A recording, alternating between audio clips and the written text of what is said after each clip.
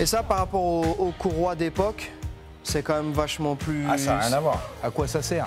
Une courroie, ça sert à transmettre la puissance, donc du vilebrequin aux accessoires. Et donc là, elle est vraiment optimisée parce que tu as 5 ou 6 mini-courroies intégrées dans une. D'accord. Et tu as qu'une courroie qui alimente tout et tout est optimisé pour prendre le moins de puissance possible au moteur. Et puis surtout, c'est beaucoup plus joli. Tout est en alu, fraisé, taillé dans la masse. Ah bah, c'est clair. Moi, j'aime bien. Gros chantier. Je m'attelle à remettre le moteur dans notre projet Camaro. Voilà. Allez, vas-y, lève un coup. Mets-moi ça en contrainte. Tout d'abord, je dois accoupler la boîte de vitesse au moteur. Donc ça, c'est une boîte TCI Street Fighter, ils appellent ça. Ouais, donc on n'a pas lésiné. Une belle boîte TCI flambant neuve. T'es prêt? Les knees. Allez, les genoux. Bah, Allez, voilà. bend your knees, bro. Eh ben oui. Voilà, ça c'est posé là-dessus, on va bien la centrer sans abîmer le beau carter chromé. Donc là, il y a plein d'étapes encore à faire avant d'accoupler. T'es en train de me dire que avant de s'accoupler, il y a des préliminaires. Ah ben tout à fait. Okay. Là, regarde la queue de boîte. Tiens, on reste dans le domaine, allez, vas-y, Voilà, continue, mec. À partir de là, je vais me débrouiller, poteau, c'est bon. Au moment d'accoupler, tu te débrouilles, quoi. Voilà, l'accouplement, c'est mon affaire. Ok, ça marche, monsieur le veto. Bon, allez, ciao. je Merci. vaque. Et pour cet accouplement, Alex doit d'abord installer la plaque flexible qui sert d'interface entre le moteur et la boîte de vitesse.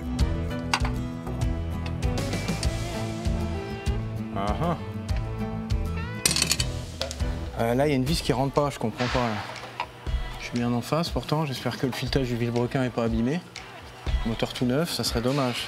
Là, ça commence bien. Il y a un problème. Il y a un problème, il faut tout enlever.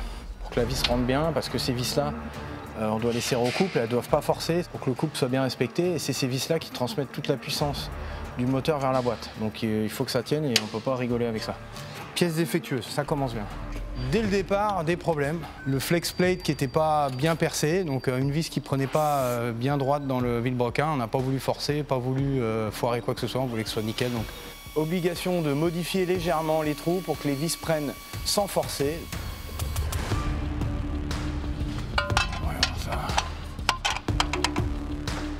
Donc dans ce métier, il faut quand même être un peu MacGyver en général, que ce soit avec des pièces qu'on restaure ou des pièces neuves. Ah bah voilà. Ça rentre tout seul. Avec Alex, le système D fonctionne toujours. Quelques coups de clé dynamométriques pour serrer au bon couple les boulons et le tour est joué. La petite touche du professionnel. Et une astuce bien à lui pour vérifier que tout est bien verrouillé. Cette petite marque de peinture sert à savoir si la vis a bougé ou pas. Et si ça bouge, bah, elle sera plus alignée. Le vernis pour Alex est un repère pratique en cas de démontage de la boîte. Je ramène toujours mon vernis à ongles du boulot. Ça, c'est le convertisseur de couple. C'est ce qui sert d'embrayage sur une boîte automatique, ce qui permet d'accoupler le couple du moteur à la transmission en fonction de l'accélération. Du coup, avant de l'installer dans la boîte, il va falloir le remplir d'huile. Sinon, la pompe, elle va pas aimer. Voilà. Et le petit bouchon, je vais le garder.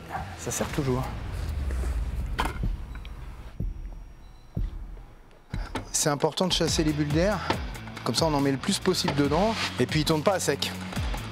Donc, je pense lui mettre un bidon. Ça devrait suffire. Normalement, on peut en rentrer plus que ça, mais au moins, il y en aura un peu dedans. Et la pompe fera le reste du boulot.